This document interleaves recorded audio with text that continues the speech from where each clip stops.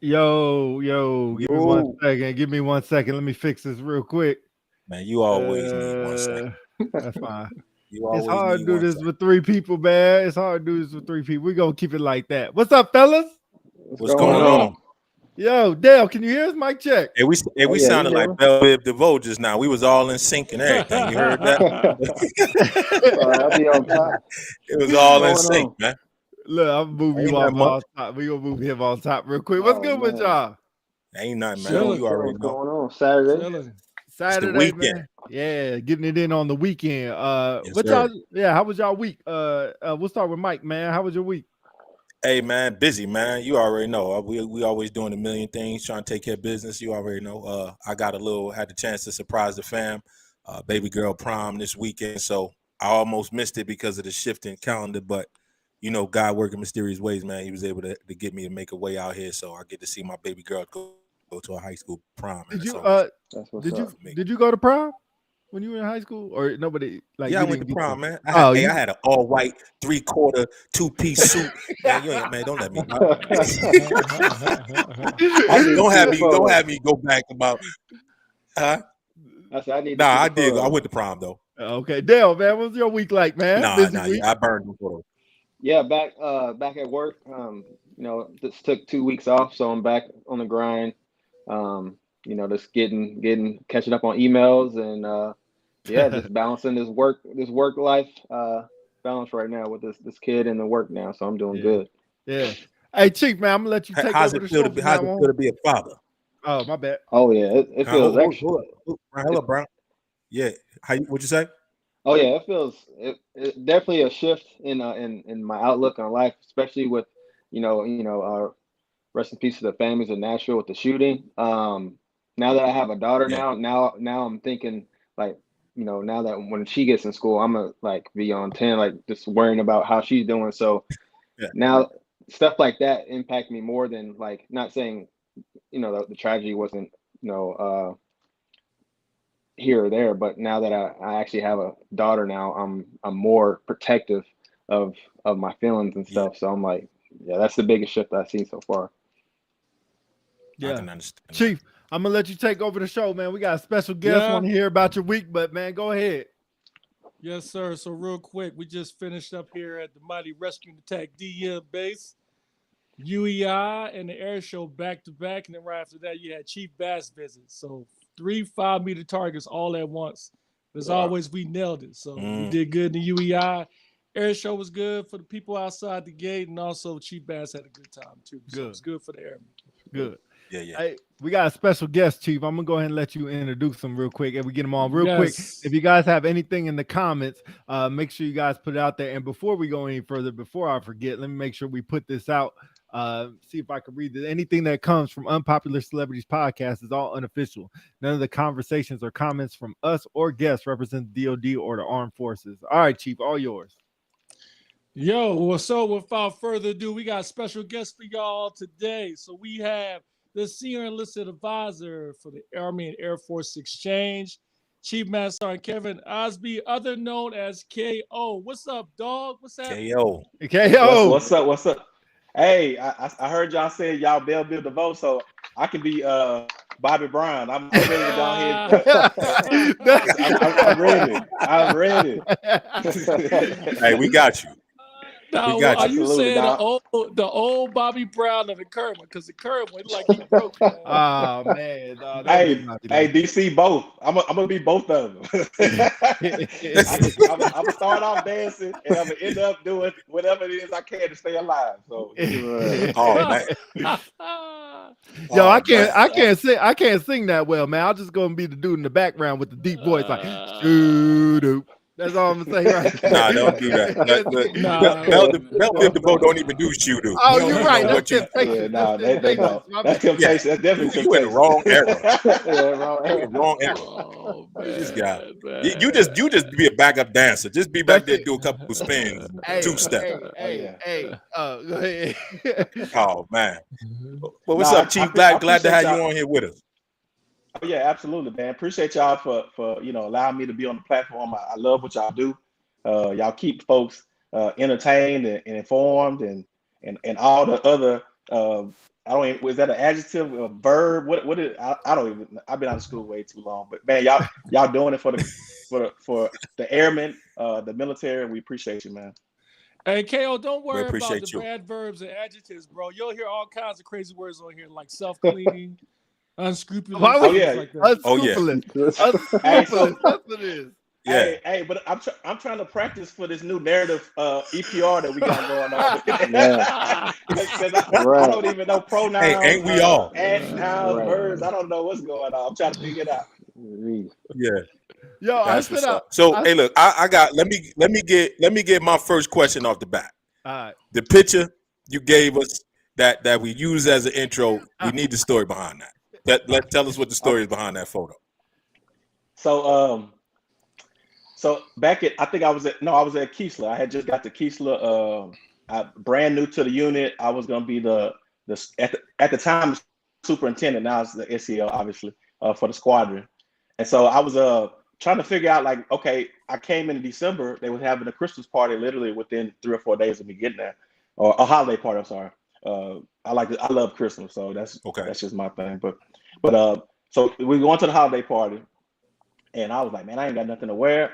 You know, half of my stuff still in boxes and whatever the case may be. So I'm going through Walmart, and I see like this suit with like Christmas lights on it, but it's not like actual Christmas lights, but it's on there. I was like, man, I can make that look a little fly. So I already, in my mind, I was already putting stuff together.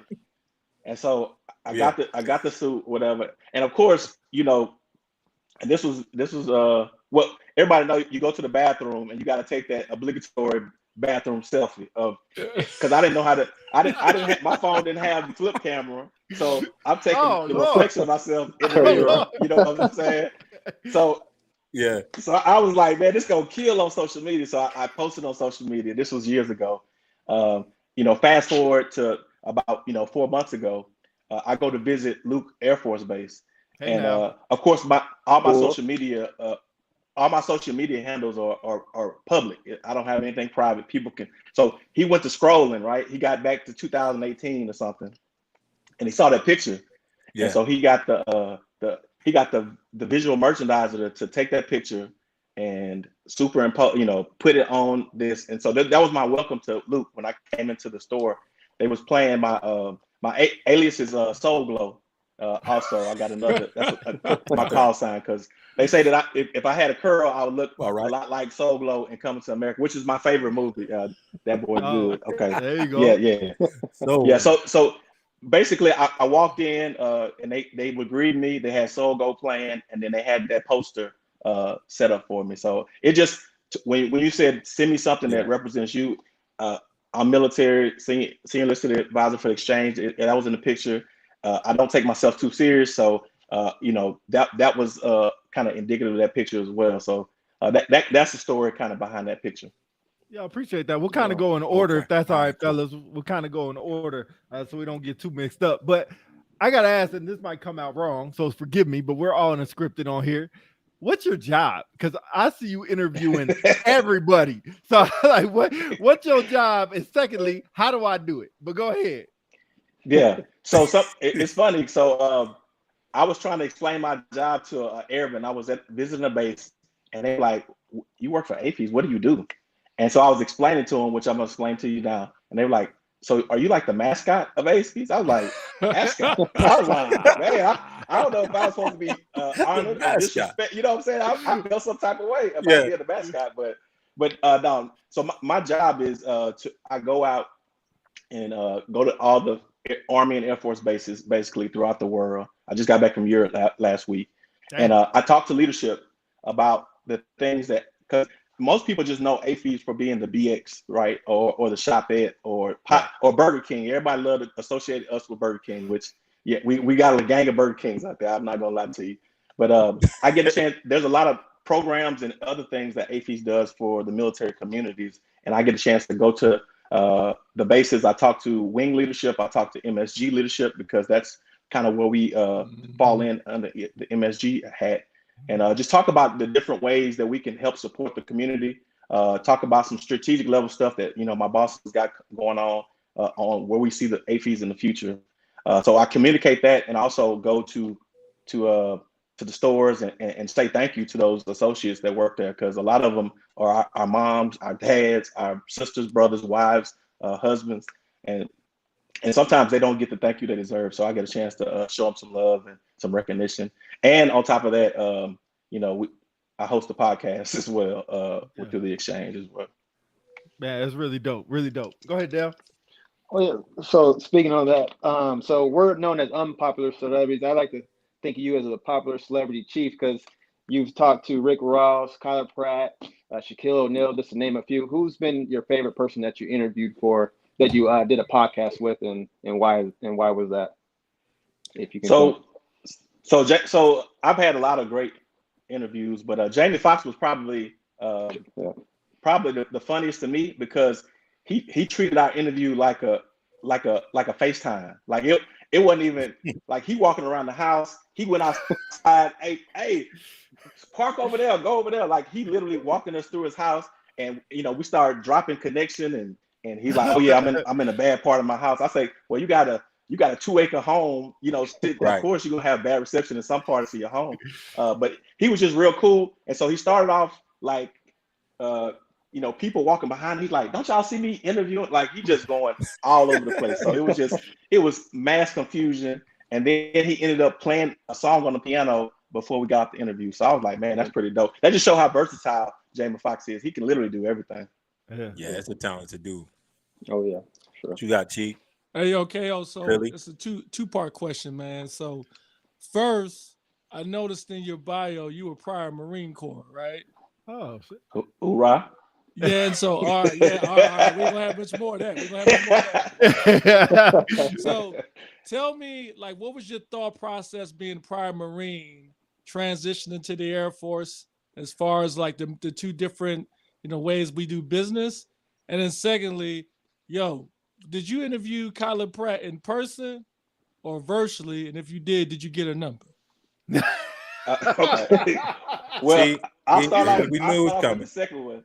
The second one was I interviewed a person. I interviewed her virtually. I wish I could have did it in person, and I did not get her number. Yeah, she's happily. All that. Yeah. But so as far as the Marine Corps goes, so my first experience coming into the Air Force, I got out the Marine Corps. I came back home. I'm originally from Shreveport, Louisiana, and so Barksdale is literally right there, 5 minutes from where I grew up. And so I go on the base, and I had just, because I did some Air Force Reserve time at Barksdale. So they literally, when I went to the recruiter, she was like, well, you don't have to go to basic training anymore because you've already done that. So just here's your uniform and learn the Air Force song. She literally told me, learn the Air Force song, here's your uniform, you're in Air Force now. I was like, okay, well, whatever. And so I get on there, and the first airman that I saw on the installation was Red Horse Squadron, and they had red baseball caps. Mhm. I'm like, I said, the Air Force wear baseball caps and they different colors. Like I'm thinking like, I'm thinking like DC got his hometown colors on. I'm like, man, this is totally different, because that's just not how we was rocking in the Marines. So that threw me off completely. And then I in process into the reserve unit at the time, and this colonel came up to me and he was like, my name is Bob Smith, right? I'm just like, but he's like, well, my name is Robert, but people call me Bob. I'm like, no, I'm gonna call you sir. You know what I'm saying? Like it was way too not military for me. So it was a different transition. Absolutely. So you talked about your best interview. Who's your worst interview? Trace Atkins. You ain't gotta answer that. No, you gotta answer it. Trace Atkins. Trace Atkins. Horrible. He always trying to make enemies. That's what. Hey, I'm just trying to figure out who it is, so we don't get him on here. I'll be like, yo, I heard you were trash. Like we don't want you no more. Listen, we was having audio issues, and he just act like he didn't want to be there. And he's from where I'm from. He's from Louisiana, so I was trying to make that connection. It just seemed like we was trying to fix the audio issues. We knew it was on his end, but he didn't want to reboot and do all of that stuff. So we was like, let's just do it. And so the audio was just horrible, and I wasn't trying to do any type of segues or nothing. I'm just really script, like, okay, question, answer. Let's hurry up and get this over with. So yeah, that was definitely my worst one. Yeah. Mike, go ahead. I went out of order. I'm sorry. You think that ain't nothing new, man. Ain't nothing new. You're trying to make enemies, going out of order. Now, how you what's your favorite part about being able to go around, like I said, go to the different AAFES and talk to the leadership? Like what's your main goal when you make those trips? Like what are you mainly focused on, locking in on, and getting what message you try to get across to the leadership?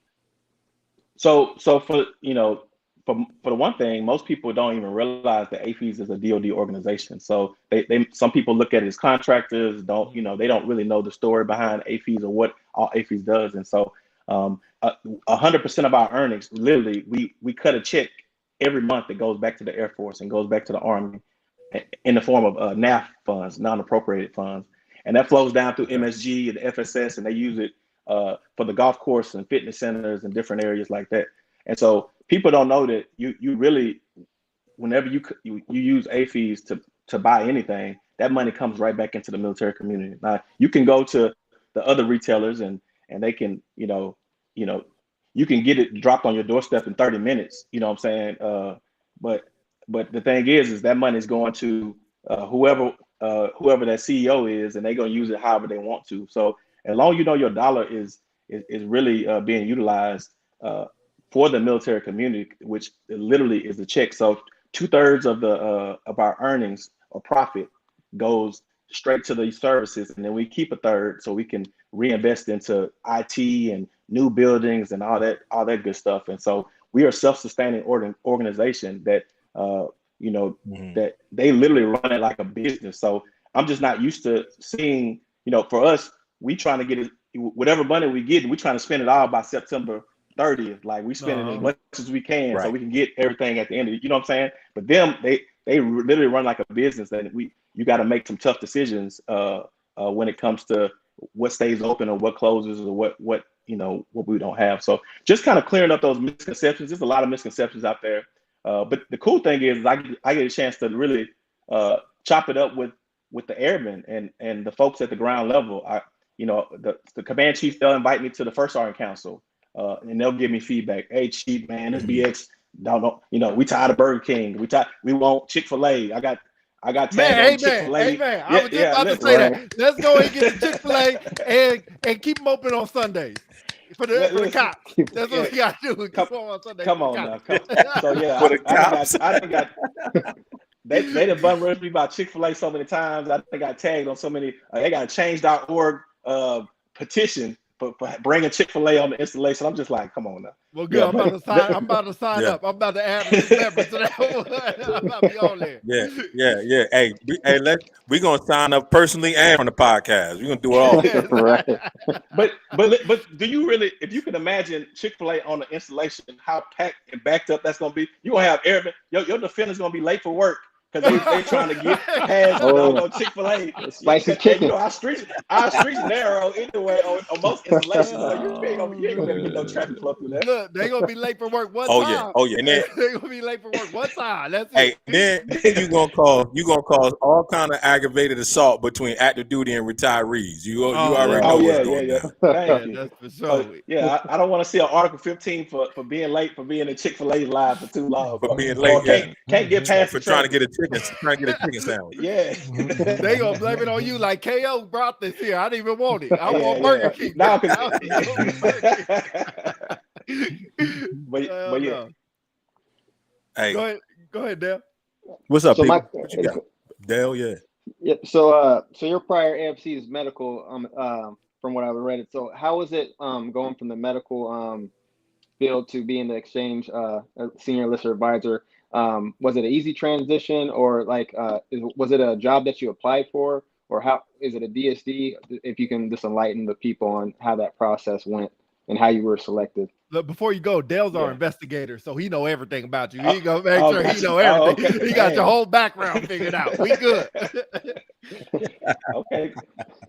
There you OSI, you must drive a yard or something, man. Yeah, I got you. No. So most people see my medical badge and they're like, dude, how you got this job? And so the funny story is so I was trying to get to Texas because I was at Keesler Air Force Base. My family, wife and kids were in Dallas, Texas. The crazy part is they were in Dallas, Texas because I knew I wanted to retire in Texas. It was going to be either between San Antonio or Dallas. And my son was going into a high school, and I wanted him to have a one high school experience. So I was like, y'all go to Texas, and I'll set up, I'm going to try to get to San Antonio. I'm trying to get to Shepherd, Diet, somewhere close. Just never knowing there was a position in Dallas. So my group superintendent at the time, she knew I was looking for Dallas. And this job is a nominative position, so it doesn't go in the SLICMs, the system we normally use to get jobs. And it came through email. So it sent out to all the MASCOM sent it down to the groups and or the wings and kind of trickled down to me. And my group superintendent like, dude, this is a job in Dallas. Like, ain't you trying to get to Dallas? Ain't that where your family's at? I was like, they ain't no cheap position in Dallas. And so she was like, listen. So she forwarded it to me. I immediately found out who was there, and I called them. And I tell people the only reason I got hired literally was because of the relationships I had throughout my career. It had nothing to do with qualification. It had nothing to do with anything. Literally, the person that me and him had a mutual friend at Keesler. And so he calls the mutual friend and says, hey, give me the 401 OKO. Would he be a good fit for this job? And so they talked. Of course, our mutual friend, he hyped me up. He was like my biggest cheerleader. And so now I just had to figure out how to get my name over the bow because each MASCOM was supposed to nominate chiefs for this position. And I'm like, well, I said, I'm a squadron SEL. You got command chiefs out there. everybody who wants to get to Dallas, Texas, is probably going to throw their name in the hat. And so, so I hit my wing command chief up, and he was like, "KO, do you really want this job?" And at the time, Chief Bass was at 2nd Air Force as the command chief. Right. And so, we got the Chiefs group, and we all know each other, and they was like, she was able to get some influence to get me over the bow onto the desk of AAFES. And then, so the interview went great. And he selected me. I tell people, when you put a chief in most positions, they don't know everything that's going on in that organization anyway, or in that realm anyway. You're gonna figure everything out. So I did have to figure everything out, but I know how to try to help out people, and that's our job as chiefs, or just enlisted as in any level, is to help out folks. So I could take what I know, and they can teach me the retail part or the messaging part, and I can take that and just keep cycling that. If I say it enough times, you think I've been there my whole life. So it was a weird transition, but I think any position that I've ever kind of stepped in, especially at the chief level, because you're responsible for so many AFSCs that's not your own, then you figure it out. Yeah. Appreciate it. Yo, KO, how long you been in, man? So I've been in 26 years. So I joined in September of 1997. And how much longer you think you're gonna stick around? Next year. Next year, it's it for me. So this gonna be a nice little soft landing because stay in Texas. I already got season tickets to the Cowboys. For my Dallas Cowboys. So Why your face when you in Texas, like I know you want to really come up there and see a real team. Come holler at me. I got you. Wait, y'all just lost Zeke. Wait, we just talked about this last show. Y'all just lost Zeke. I heard he's going to Philly now. Listen, we were supposed to lose Zeke last year. I was hoping that we lost Zeke last year. First of all, Philly wouldn't take no Herb and no cornball like Zeke. We don't grab players. Just shoot shots straight like that. We don't grab players with mid-riffs. You know what I'm saying? We don't get people like Philly, son. You know what I'm saying? We don't have people with mid-riffs, Philly, son. Y'all think? But back to the program. What you mean in the summertime? I'm sure y'all do cutoff shirts in the summertime now, DC. Oh, come really? on now. That's how we gonna do it. First of all, how you from Louisiana and you a Cowboys fan? What's up with that? Oh, well, I can't talk. So where I grew up, that during that era, there weren't any Saints fans in Louisiana because it was doing the Aints, the paper bag. It wasn't even that thing. So literally, thank you. And I had basic cable, so my teams were based off of whatever basic cable showed. So I'm an Atlanta Braves fan because TBS was showing none but Atlanta Braves. Cowboys, they were showing all Cowboy games. And most importantly, my grandmother, she was a Cowboy fan, so I couldn't rock against my grandma on that one. So can't do that. You got to get that. You got to give that. You got to get. But the thing was, and so when I joined the military, I went out, and when I went off to the military, came back, they used to sell Dallas Cowboy paraphernalia in the malls and all this other stuff. Man, when I got back after they won the Super Bowl and Hurricane Katrina, they took out all the Cowboy stuff. They got Saints stuff everywhere, and most of my family converted to the Saints. And so I'm like the only Cowboy fan at Thanksgiving, still rocking with them. And I'm looking at them like, man, come on now, y'all weren't no Saints fans in no 80s. Yeah. Yo, KO, when y'all gonna get some J's in the BX, man? What's up with that? That's a good question. That's a good question. Next question. That's a real good question. Yeah. So not the Jordans with the track shoes. You know, they always put Jordan on every shoe. I'm talking about real J's, man. Some 3s, some 4s. No, we can get you some jump man. You don't want no jump mans? You don't want no jump mans? We got a Jordan Hoka collab going on.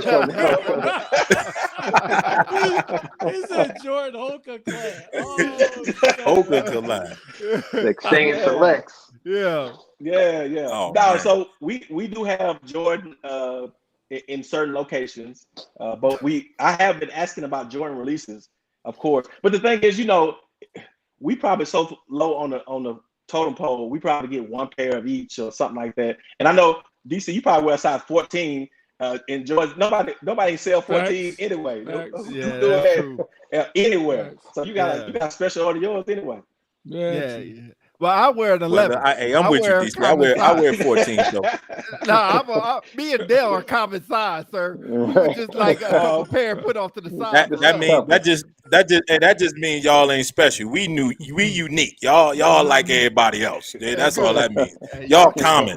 We ain't common. But the thing is, I can't even have joints. People gonna be like, "Oh, Chief, you using your influence to get joints." I was like, "Come on now. I gotta wear the hookers. So I gotta wear the hookers all the time, just so people won't feel some type of way."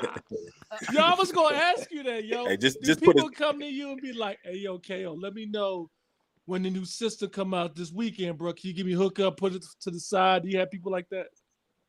Yeah, no, all the time. They always hit me up, especially PS5. Like you mentioned the PS5 earlier before the show. Man, everybody trying to get their hands on the PS5. And so what I tell them is go talk to your general manager. So what most people don't realize is each AAFES has a general manager or a store manager who, they look out for folks. And so I've heard, store managers being able to be like, you know what? A truck may come in on Tuesday and we may have something. Sometimes they don't know, but if you come in enough, they're gonna be like, man, I'm tired of seeing this cat. Let me go ahead, let them know when it's coming, and they'll shoot you a message. So it's all about, but just like anything in life, man, everything's about forming relationships with people, right? So you go in there, you can chop it up, talk to folks, and you can conquer the world, man. Just if you're able to, establish those relationships with people. Yeah, they used to work golden overseas. Yeah. Overseas, they used to be the ticket, but stateside is a lot more difficult. But overseas, you get the little young high school buck, just start playing basketball with him, talking to him. He's like, I'll put these off to the side. Make sure you win here by 2:00. Not 1:30. Yeah. Where Pete go? Pete done. Stuff out. What the stuff? Oh, my bad. He got so happy he clicked the exit button. Man, what you doing? Hold on. Let me move on. You know what? Yo, feel like you need to go. Why you touching stuff, man? Hey, man, I'll tell you. I thought that. I thought they'll knock you out because you were talking about some illegal activities. He was like, hold on, let me. He said, it was close. I don't want Pete to go to jail, so I'm going to knock him out. I got that AAFES internet connection right here. My internet AAFES right now. That Boingo. You got that Boingo action going on. Oh, man. Terrible. Hey, let's get to a question. Let's get back on track. Hey, we got a question from one of the guests. Hey, if you guys have any questions, just type them in there. We'll put them up there. So Jalen Williams said, how do you Hey, Mike, get that because I can barely read. How do you go about connecting? I got it, man. We already had a plan, and you're going to stop going against the plan. You're right. Stop going against the plan, man. Just go ahead. Yeah. Anyway, all right. How do you go about contacting these individuals for an interview? By the way, that's my oldest son. He probably just trying to get a plug somewhere, trying to figure out how to get himself in the game. But anyway, he said, how you go about speaking of relationships? How you go about getting interviews? So, in AAFES, we got a bunch of brands that we sell, correct? So there's some, for Jamie Foxx specifically, we sell his alcohol in the Class 6. So we have buyers within AAFES that have relationship with all these different brands. And so we talk to those brands and say, you know what? We got this podcast. You think Kevin Hart or Jamie Foxx or Rick Ross, are interested in doing something for the military. So we always, preface it, it's the military. This is your opportunity to kind of show some love to the military. And so we kind of built up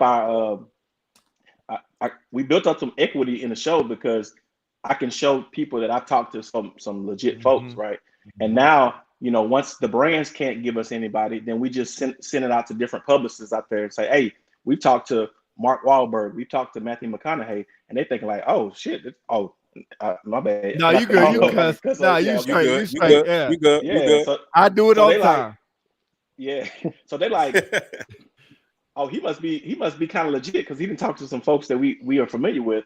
And then, I get a lot of no's, but I get a few yeses here and there. We get a lot of yeses from folks that that did Dancing with the Stars, and nobody talking about them anymore. So we'll get a whole bunch of them that say yes, which I love because it takes me back to nostalgia. talking about stuff when I was growing up. Yeah, so it's cool though. It's harder to get the people that's popping right now. We'll get them every once in a while, but the folks that was cool in the 80s, 90s, shoot, they jumping on Chief Chat, boy. Hey, that's what's up. All right, well, on that note, hey, go ahead, P. I was about to say Philly Council took a shot at you, man. I don't know if you heard him or not, but that was what he said. Go ahead. No, I was gonna say, you said people who are on Dancing the Stars, but ain't relevant no more. What, like Emmitt Smith? Oh, that's how you gonna do it? Really? Really? No blow. I'm gonna let you have it. See, they playing around. Look. I just want anybody famous out there watching. We interviewed KO, so we need a plug. Right, we got you on here, so we need Rick Ross. Yeah, go ahead, Mike. You had a question. No, I was just saying we're gonna use you for our plug now. We're gonna show your picture around like, hey, we interviewed KO. We need y'all to come on our show now. Right. Hey, but listen, but most of them they give me the Hollywood talk. They be like, man, if you need anything, just let me know. And they change their number as soon as I get. Oh, they change their number. They already know what I am. But it's all good. So, I got 30. I got 30 minutes with them. That's all I'm looking for. So they did you like the Martin Lawrence episode when he was like, "What happens when you come to my house?" The Barnett Hill show. Yeah. Yeah, y'all going back, man. Goodness gracious, y'all going back. Yeah. So no, I showed up at a couple of shows and they wouldn't let me in. I was just like, come on, bro. Come on, guys. Oh, man. Yeah, get on the phone like we talk. Look at the I'm pulling up YouTube. They was like, YouTube is not a credential. YouTube is not a credential. Oh man. That's great. Dale, go ahead, man. Okay, so the question I have, we got the neck tattoos going on in the Air Force. And I seen recently, I think McDill has a tattoo shop in their exchange. What's your thoughts on that? Do you think more businesses are going to try to infiltrate exchanges, or have you seen like any more requests your way, or what's your thoughts on that? Yeah, it's a good question. So the funny thing is what we started kind of trying to get tattoo studios. We got 3 of them out. We got one at Nellis. We just opened one at Travis, and then we got one at McDill. And so we started looking into that business because we realized that that our service members are getting tattoos, and we felt like we could do it on the installation, get somebody that's reputable, so you can at least feel confident that you're going to get a good tattoo, and it's going to be safe, and the folks within the yard can make sure that we're doing it safely, because right now we sending our airmen off the installation next to some pawn shop and an adult movie theater, adult movie, kind of weird situation, and you walk in there and they probably got, I'm sure most of them probably off limits now, the defenders, they get the off limits establishments and stuff. So like I said, we want to do something in a controlled environment and get somebody that's reputable to actually do it. So I love it. There's a lot of, older folks, on the level higher than me, flag officers that are a little hesitant by it. They don't think it's a great idea. But I think you got to really get with the times. We got to transition into, we're getting to be the old ones, and it's gonna be their Air Force, and they're getting tattoos. I got tattoos. Most people I know have tattoos, and if we can do it in the safety within the base, and they won't, and the folks on base, they will not do tattoos in unauthorized places. So they go off of AFI. It's all, we control it, and so I think that's a plus. And we're also trying to get into more. We got dental clinics that are popping up at our AAFES malls. We just got with the Defense Health Agency to get some behavioral health services that we want to start opening up in the malls, because we know behavioral health is lacking in a lot of places, specifically for dependents. For us, active duty, we straight because we got mental health, but our kids and our wives and our family, they have to figure out what's out on the community. So we can bring that service to our dependents, man. That'll be a game changer. So we're working on, trying to advance on what we actually are having in our malls. Awesome. Yeah, That'd be dope. I think that's a good idea. Yeah, one comment I just saw. I just want to touch on before we go to Philly Council question. It says you interviewed Dwayne Johnson. Yeah, so I had The Rock on, and which this one probably had my nerves the worst right here. So because I know Dwayne Johnson got 330 million followers on his Instagram. Yeah, we a couple million short of that, but we right behind him. Yeah, Unpopular Celebrities. We coming for him. We coming for him. Yeah. Well, the thing was, is even on the interview, I told him, I said, I got the same amount of viewers at my kids' kindergarten, and you got 330 million. You know what I'm saying? So I told him that in the interview. But like I said, he was super cool.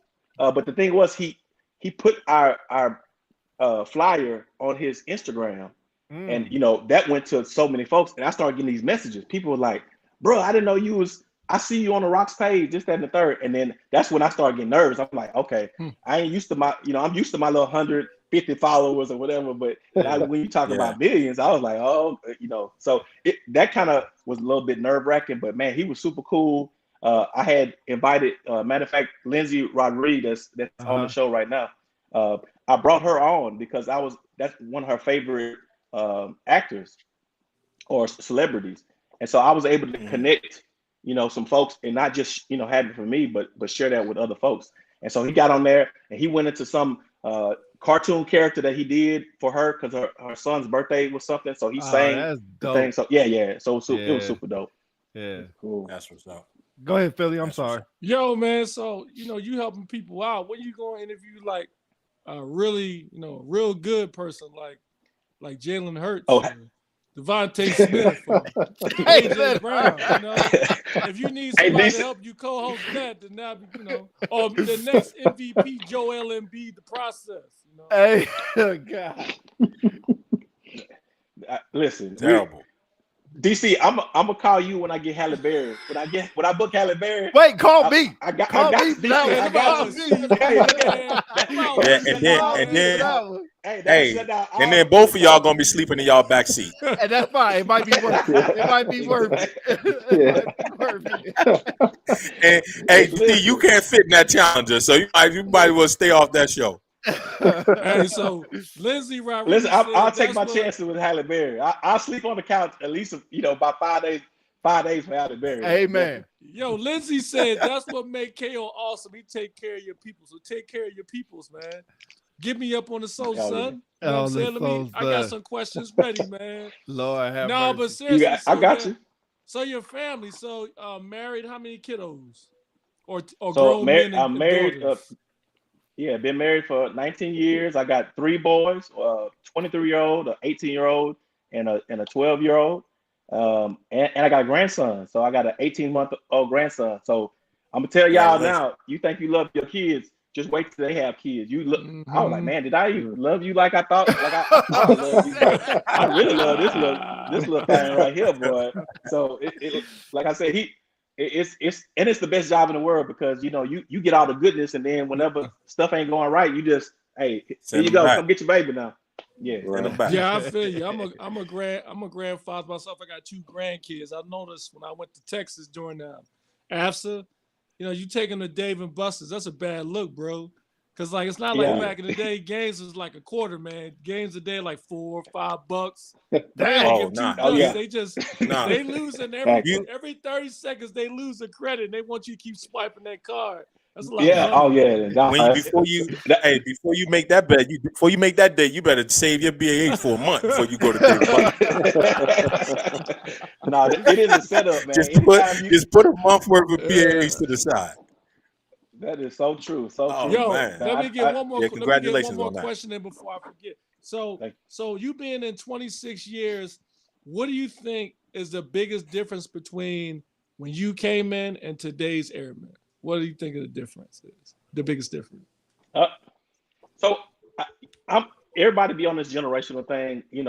When we was coming up, the generation above us talked crazy about us, and then we kind of talk crazy about the generations. I think there's they're not. I think the new generation is not willing to really commit to anything like we used to commit to, 20 years or whatever the case may be. And I think that's why they had to change to the blended retirement system. So folks, we know folks are going to be kind of rotating out, but at least they can get some out of it. Because they came up with a lot of options. I felt like I didn't have as many options growing up because information wasn't readily available. You had to have like the Encyclopedia Britannica that was 20 years old that your grandma had, and you just kind of going through all that stuff or whatever the case may be. But they got the world at their disposal, literally in the palm of their hand. So I think they, and my mama used to lie to me about a whole bunch of stuff, and I couldn't really check on it because that's all I just had to go off what she told me. And now I can't even lie to my kids. They research it and double backing and all. Yeah, I was like, come on now, you tripping. Yeah. So I think that's the difference is, we have to really be honest with our airmen nowadays. Or not to say we weren't honest, but they're able to kind of go back and fact check. They can fact check if we're not authentic or we're not really giving them the other ones was just like I'm this, so you got to do what I say, and you just kind of dealt with it or got an Article 15. You know what I'm saying? But now it's a lot more negotiation, I feel, nowadays than it was, back in the gap. True. Yeah. Go ahead, Mike. Hey, all I got is a comment. To show my appreciation. Then I got to sign off, man. I got to get back to dad mode because I told y'all today is a prom, so I got the business to take care of. But I just want to say, I appreciate you for starting. I know a lot of us was like, man, we supposed to be fit. We got PT standards. We need to meet. BX got Taco Bell and Burger King. But I noticed a lot of the locations start getting a lot of smoothie places and salad places, stuff like that. So I think that was a good move on AAFES. Appreciate that. And I would like to see. I know a lot of people would like to see a lot of those pop up as well, just like Chick-fil-A. But a lot of those locations pop up as well, because a lot of us can't make it, meal prep and all that. So that little stop at the BX, you can get something healthy. That helps out a lot. So we appreciate y'all for bringing that to the table. A big in what we had available in the AAFES. Oh yeah. Now we're doing a real big push to have, we call it BFit. Our program is BFit, and just having those options. Like I said, even in the shop it, you got salads and fresh fruit and all kind of other stuff we got going on. So we absolutely are all about getting folks where they need to be health wise. Also we got retirees that they just want to eat what they want to eat. So our demographic is so vast that we're trying to please everybody. But definitely active duty, we are service members that are wearing a uniform. We want to make sure that they're healthy and they got options. Yeah, definitely, man. It's pretty dope. I don't know if you can answer this question, or if it's a good question. It's probably not, but we'll be all right if you could deflect from it. What's one of the proudest moments of something for AAFES that you've done or that you've been a part of that's happened recently? Like, what's one big thing that's probably changed? Oh, you're talking about as far as change goes? Or either one. It was something that you're proud of that AAFES has done, or something that you influenced by moving AAFES towards, or anything. Oh, so for me, I'm not moving AAFES anywhere. I get the feedback from the people. So the people give me the feedback. I think here recently, I talked to the Space Force. So Space Force was like, we got a lot of Guardians that go into Ramstein, and your clothing sales doesn't sell Space Force items. And so they literally hit me up. And I hit our military clothing section up. They said, "Okay, Chief, let me send this through the wickets." We got that done in probably 2 days. 2 days off of one master sergeant that gave me some feedback. I was able to send it to the right people, get it changed, and now the folks that are going through Ramstein have insignias and things that they can buy as they're going, because most of those Guardians they're stationed somewhere outside of Ramstein, but they stop in Ramstein and they want to get that stuff going. So I'm proud to represent the organization. They do a lot of good stuff. We just did the Vietnam veteran commemoration ceremony in most of our BXs a couple of days ago. I was actually in Italy when in Vicenza visiting the store there, and I got to be a part of that. And just to see the Vietnam vets, because they're getting older and older and older, so it gets less and less and less as the years go by. But to be able to shake their hand and just really thank them for their service, because Vietnam, they didn't really get treated that well coming back to America. So just being able to say thank you and appreciate it, and they look at the BX as a staple, because once you retire, you sometimes people lose that sense of community, right? And so coming to the BX and being posted up, because I used to look at these retirees. I'm like, why y'all coming out hanging out? Y'all hanging out for 2 or 3 hours, messing with everybody in the food court, just talking crazy. But that's their community. Like that's for them coming back and being able to talk to folks that walk the walk just like they did. And so I just look at it completely different now, man. I think it's dope. And like I said, I've been able to help people get feedback and push it to the right folks so we can make some changes that benefit everybody. So that's my proudest moment, is to be that middleman to be able to really get stuff rolling in the right direction. Yeah. Go ahead, Philly. No, I was gonna say, man, I appreciate KR. I appreciate you saying that, man. I think people forget that, when you stay in the military for 20 years, you retire. That's not the end of your association with the military. I mean, it's nothing more comforting when you find a military base when you're retired and you come on. It's a different type of community, different type of people. And yeah, I mean, just like you said earlier, you could go to Amazon or one of these other places, but something about the base exchanges gives you that certain type of feeling when you shop out of there. So appreciate you saying that. But look at DC. DC trying to get my job, man. Yeah, that's what it is. That's what it is. All he heard was interviewing Holly Berry. That's the only thing he heard. And now he said where I dropped my surf off at. He already printed up his last 3 EPRs and surf PT score. He ready. Now don't DC, get it twisted. You got the job. I'm about to throw you a zinger though. Why in the world? Yo, I need you to talk to them folks at Charlie T's, man. Stop having them advertise these Philly cheesesteaks, man. That's not a Philly cheesesteak, son. That's wrong, man. They ain't the right bread, they ain't the right cheese. Yo, tell them to fix that, fam, man. There ain't no Philly cheesesteak. It ain't the right bread. What you mean? I thought it's got to be certain around the bread, man. DC, come on now. Yeah. Come on now. What you want, some cheese whiz? You want us to put some cheese whiz on there? How we doing Philly? This small little sandwich, man. It needs to be this big. The cheese and the grease need to drip off of it. Oh, Lord. I mean? Plus, you got to have that Philly accent. What you want? Cheesesteak, fries, and ketchup, salt, and pepper. You got to have that accent on it, man. That stuff at Charlie T's ain't no Philly cheesesteak, man.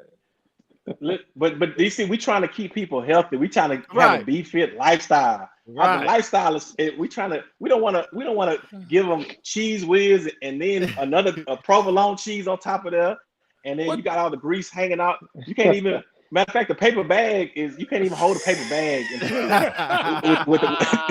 Come on now. Yeah. We gotta be able to pass these body composition tests. Exactly. Yeah. Exactly. And then I got on blue. Then I got Philly cheese stains on my blues, and I'm going across ALS graduate. Come on now. Think about the second, third, and fourth order effects of us bringing on a real Philly cheese situation on the man.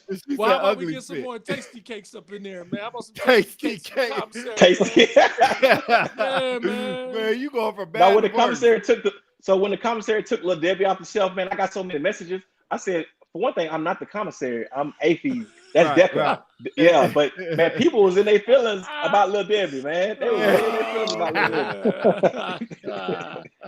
Debbie. Go ahead, Dale. What you got? That was actually about to be my next question, Chief. Was so what's the difference between DECA and the exchange, and why haven't like AAFES have a grocery store, and it's just been AAFES across the board? Is it, or when did DECA come about? That was gonna be my next question. And I'm glad you guys they can use a military start card there now, because I know a lot of people were complaining about not being able to use it on food, just the exchange. But I was gonna see if you can shed some light on DECA and the difference. Oh yeah, so DECA's mission is different from ours, actually. So for us, we run off nothing but non-appropriated funds. We get a small little piece of APF appropriated funds, but that's only to ship stuff overseas. So everything else is self-sustaining within the AAFES. DECA gets their majority is APF funds. So that's your taxpayer dollars that they get, and they're able to subsidize certain things. That's why they can bring down the cost of milk and eggs and bread and those core items. And so that's why you really get a bigger savings at DECA.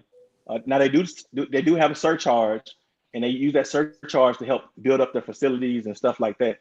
But DECA is mostly APF funds, where where AAFES is majority NAF. And so NAF is us raising our own capital and paying our employees and retirements and all this other stuff. So that's the differences. And that's why folks are like, man, you know, I should be able to get this for, you know, 25, 30% less at the BX. But, you know, we're not subsidized to really give a discount. And if we gave a discount, then we would be out of business for the, you know what I'm saying, for the most part. So that's the biggest difference between DECA. And I'm glad you brought up the military star card, because we are about to ink a deal, and I can't tell you with who, but we're going to ink a deal that is going to allow folks to be able to use a star card off the installation. So not only would they, yeah. And so what I tell leaders about the star card, because they always like, man, you can't be pushing credit. I was like, I said, for one thing, everybody got a credit card anyway. So let's keep it real. You know, nobody's, you know, now for us, you know, as the older folks, you know, we probably got halfway decent credit. Our credit might be 750, 800. And so we may be able to get a decent APR. But your first term airman, man, they don't even have a FICO score most of the time coming in. And so they're going to get 25, 26, 28% on a credit card out the gate. And so our APR is right now is 14% because the rates went up. But that's a flat rate. That means if I get a star card or Airman Osby gets a star card, we all get the same rate. So there's no variation in rate. You know, so there's a lot of benefits that you can get with the star card. You know, 5 cents off at the gallon. You know, 10% off at all our food courts. But now we're gonna get you off the yard, and now you can get those same savings at gas stations out in town and all kind of other things. So it's all about just educating our younger folks on how to be responsible. It ain't about credit cards and all this other stuff. We gotta teach folks how to be adults. Right. Yeah, make sure y'all pay off y'all little star card though, man. Don't let us get tracked. We can track that one. Hey, make sure y'all pay off y'all star card. Yeah. No, absolutely. And that's what I tell folks is like that letter is actually good because you know your commander gets the letter, but it normally goes to your SEL or your first sergeant. They manage it, whatever. But that might be the first time you know that your airman even got a problem financially, right? So if they off the installation and there's no notification, you don't get a notification till it's too late. They've already buried themselves way too deep. Now, you know, most of the time the star card, they probably got $100, $200 balance or something, not something too crazy. I ain't really seen too many too crazy, even sitting in the superintendent position. You know, most of them is like, oh, my bad, chief, I forgot to pay it, whatever. I said, man, go pay it. It's not a punitive thing. I'm not trying to get nobody in trouble. Go pay your stuff. Go be an adult. And so that's what sometimes I get pushed back more so from the Army than the Air Force. Air Force, we kind of a little bit more reasonable than Army. Army, they're a little different. Yeah. Hey, first of all, breaking news with the star card. That's the first thing on Unpopular Celebrities. Next thing is, Jordan's about to be sold everywhere. He's going to buy 8 Jordans on his star card and resell them things. He's going to resell them things all over base. Somebody's going to have a Jordan stand right outside the BX talking about $250 a pair. All put on the star card. So the cool thing is when I was in Germany this past week. Inside the mall, we got a concessionaire that sells Jordans and whatever. So, DC, you got a business? You got a business? I remember that. Yeah, you saw. Yeah. So, also, folks can do business with the exchange. You know, you can set up shop. You can't be active duty and do business with the exchange. I was just about to ask that. Okay. A conflict of interest, but if you got a dependent or you got if you're a reservist or whatever the case may be, and you got a business, we do food trucks. We do all kind of you know, just different vendors. Like when you're walking through the mall, you'll see different folks selling different things. But that's another opportunity for folks to, you know, get a little shine on their business and you know, kind of go that route, because it's mainly a stepping stone to do bigger things for most people. But you have your contingent of folks that have been a vendor for us for 20 plus years. They retired. They've been a vendor with AAFES for 20 some years. They've been at the same base. They set up the same way, and they're really part of the community. So it's kind of cool to see that too. So you know what? I like business, and I might even describe myself as an entrepreneur sometimes. But that seems like, to me, it falls right under the category of a monopoly. I'm not for sure, and you can go ahead and plead the fifth or whatever you want to do. But it seems like AAFES kind of monopolizing the whole game within the military. But I could be wrong.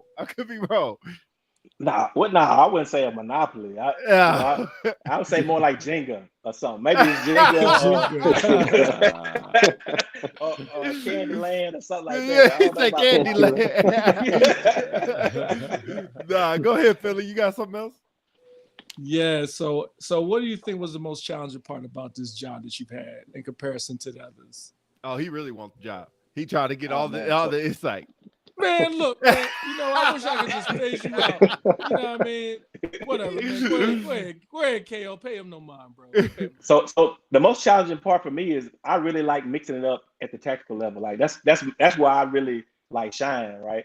And so when you get up here and you kind of, so far away from the folks that are actually doing stuff, man, you sit in meetings and you just like, man, like why, DC already, me and DC already there. So it's just like, I feel like my talents can be better utilized at the tech because I want to learn about what makes airmen tick or why people do the things they do. I'm really interested in humans on a just a larger scale.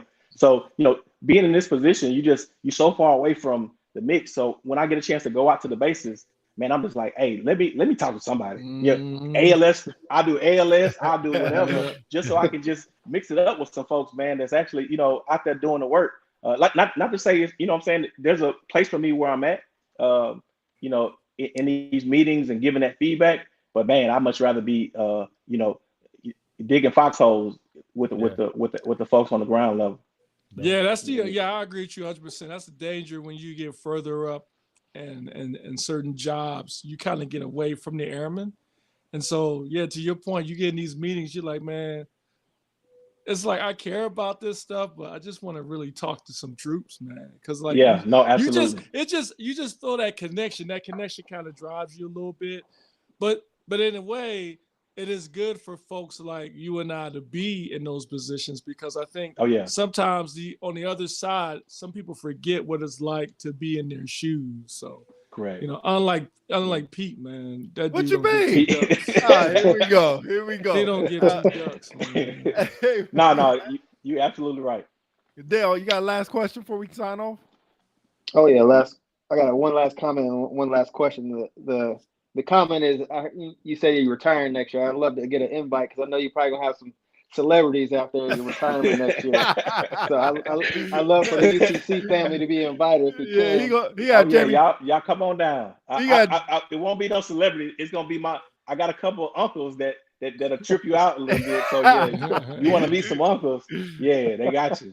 He got Jamie Foxx singing the Star Spangled Banner or something. Oh, yeah, he's going out with a bang. Yeah.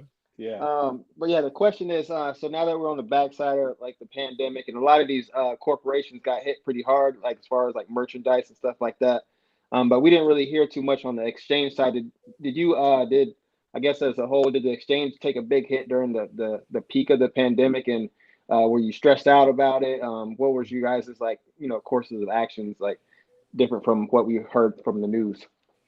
Yeah, so for us, man, we definitely got hit. On all kind of merchandise, DC couldn't get his PS5 ever, still can't get it. But the toilet paper went crazy. Everybody was the commissary didn't have toilet paper. Then they came over to us to get toilet paper, and most people don't come to the exchange to get toilet paper. We couldn't keep it on the shelf either.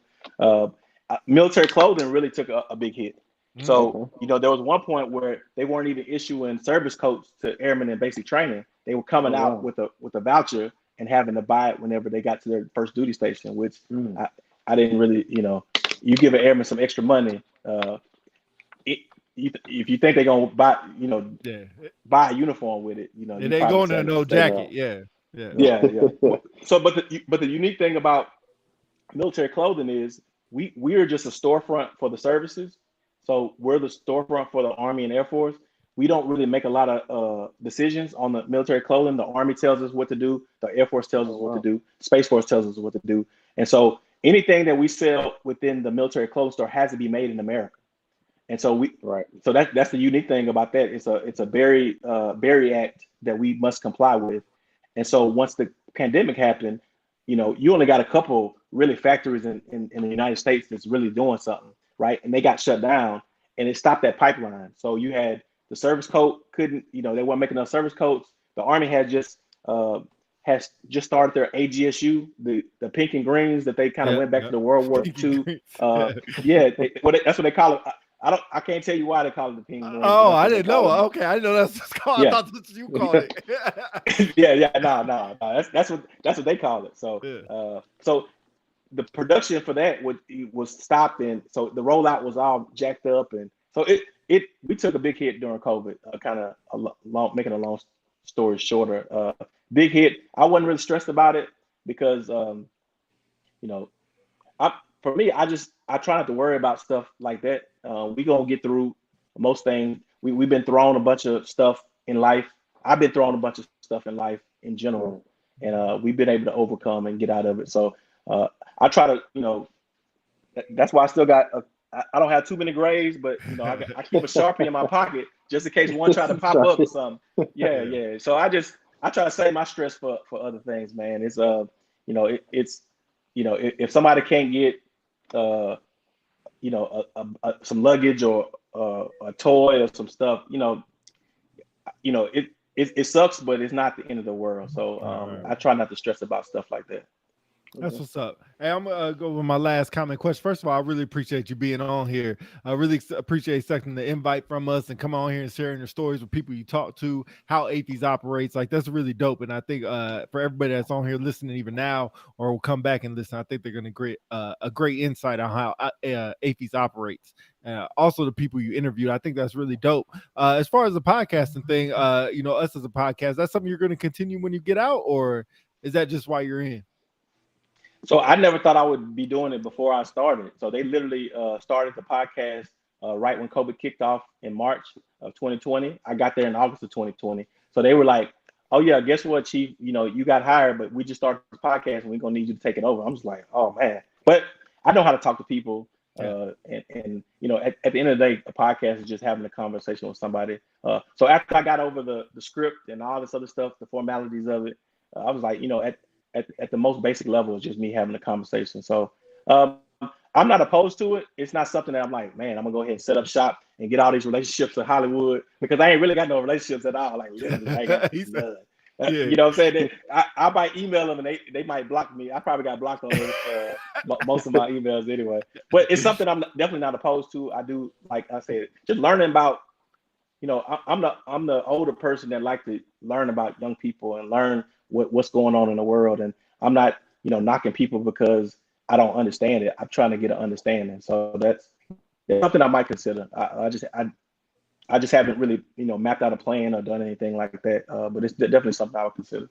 Yeah, I think that's the dopest part, is just meeting people and getting to know their stories and either how similar or how different they are from my own or us personally, and how we can relate or can't relate to certain things and how we connect. Is all very interesting to me, being from different parts of the world and how we kind of do the same stuff or don't do the same stuff at all. Like, I never had a Philly cheesesteak in my life. So I don't understand that Charlie's is not a real Philly cheesesteak. So Charlie's is authentic. Hey, yeah, that Charlie's thing really Philly cheese. right off the grill. Yeah, that thing really fell to me. But yes. I appreciate that. Philly Council, go ahead and end us off, man. Yo, I echo Peace comments, man. KO, thank you for being on here. You're a real stand-up dude, man. Although you're a Cowboys fan, I can see myself throwing back a drink with you or two when we meet up in Dallas and whatnot. Oh yeah, definitely. Definitely. Yeah, and good luck in all your endeavors. And I'll see you shortly when I get over there. You got any last comments for the crowd? Well, I do got a last comment, but I do want to tell y'all that the defenders. I got a bone to pick with the defenders. Oh shit! I got a little bone, just a slight bone to pick with the defenders, right? So during my journey, and sit back up, DC. Come on, you too relaxed now. Come on back with me. Come on back with me. So I was a tech sergeant 2003, 2004. And I was in the reserves at the time. So I came back on active duty in 2005. So 2003, 2004, I'm trying to figure out how I can get on active duty. So Barksdale was doing a security force augmentee program. So I was like, okay, I'm a reservist. I'm going to get on orders. I'm going to be a security force augmentee, right? So I was like, okay, That's what's up. And they had put me on there for 6 months, right? So I'm a tech sergeant. I don't have a beret, so I got my baseball cap, and I get there, and they was like, "Here's your weapon." So my weapon was a M16 A2. A2. You know, everybody had the M4s, everybody had the M9s. So, and of course, they don't trust me with nothing, so they're gonna put me on the front gate. So I'm looking as a tech sergeant on the front gate, M16, like and most people think if you see somebody with some rank on it, you're like, okay, what did you do? You got in trouble. So I got that all the time, right? So they give me this M16 A2 with this sling, and it come out here and it come out here, right? So you got to go in every door sideways. And then so on the front gate, of course, y'all know they got the chase vehicle, right? Yep.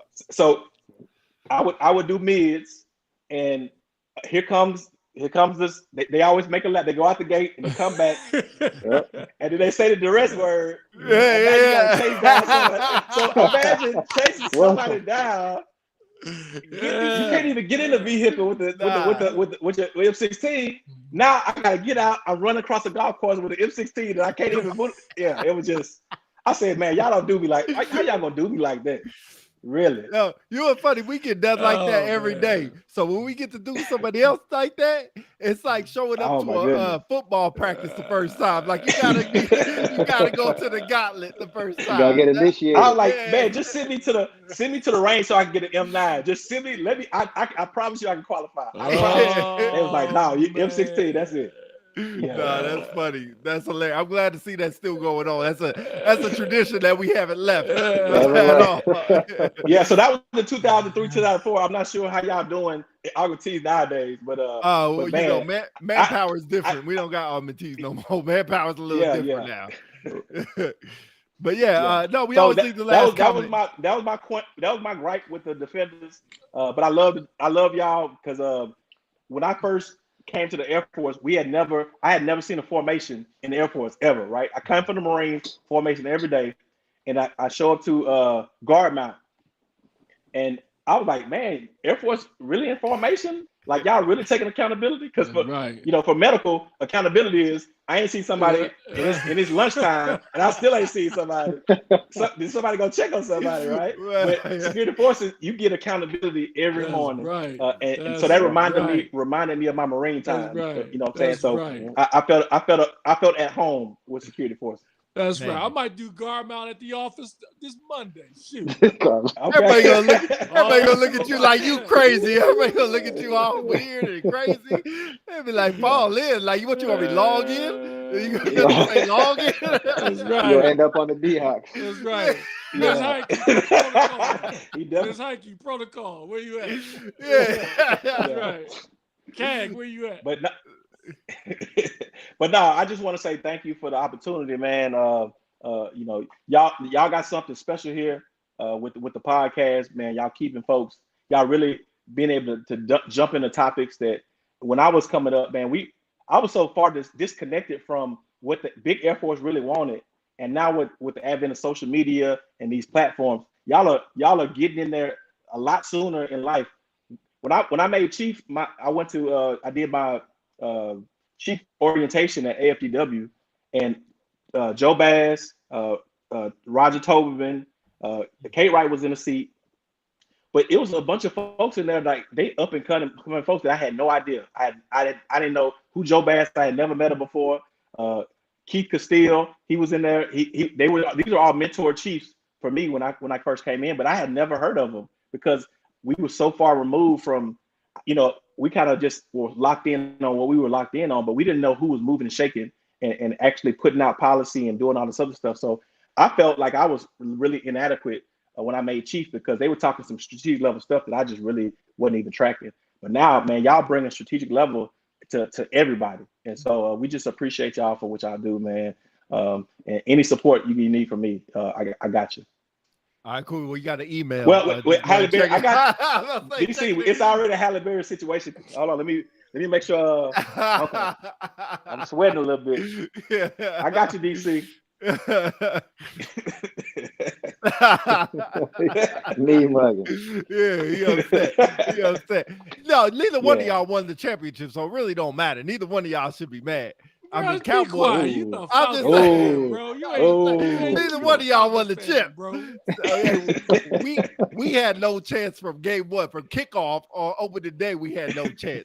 We know that about ourselves. In the USFL, bro. That's true too. Who's team in the XFL? Freaking Atlanta Falcons, man. Yeah. They moved them. Yeah, we ain't even a real NFL team no more. But hey, it is what it is. Yeah. We know that. Yeah. We know that.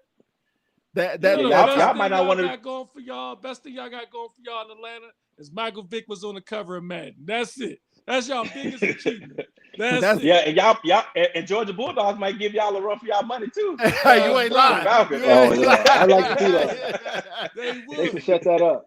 They would. You ain't lying. Yeah.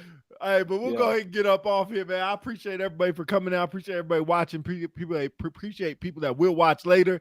Getting all tongue-tied. Yeah, we know Philly. All right, Philly stand up. Cowboy Nation's in the building, man. We see it. Dale, I don't even know you got the Titans or whoever they Titans got. Jersey somewhere around here. Yeah, they might get rid of Derrick Henry. He gone too. Falcons will be in last place again, so we'll be having the #1 pick next year. So looking forward to that.